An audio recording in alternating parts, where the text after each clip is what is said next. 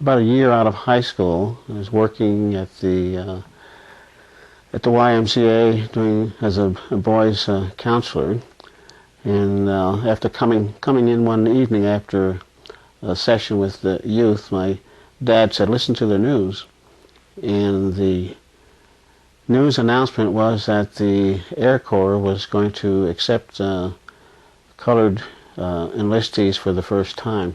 This whole thing came about, I guess, originated from the pressure among the black community in the country and the black press in giving blacks the opportunity to participate in all branches of the military.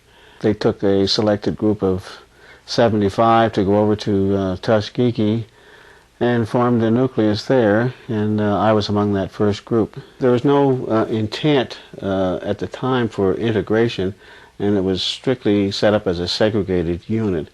And there was a range of feelings for in that area. One was because of the being a black unit in the South.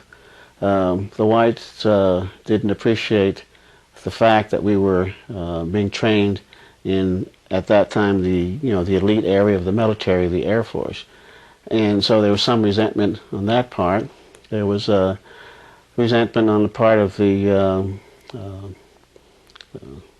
community in there, saying that, and which they projected onto our instructors, resenting the fact that those guys were out there at the base teaching those niggers how to fly.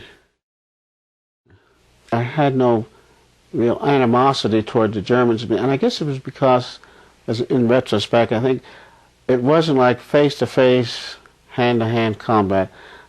Looking at another flying object or a installation on the ground, and it was a target. I think it's an unnecessary event or activity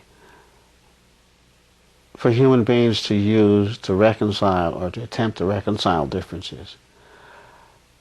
And I think it's a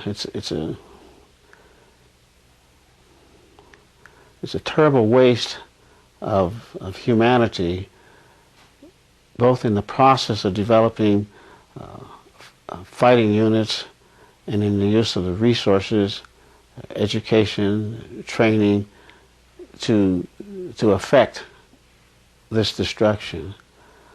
I think if I were to be involved again, I would have little difficulty being a conscientious objector. Praise the Lord, pass the ammunition, wipe them out. It's hard for me to reconcile that now.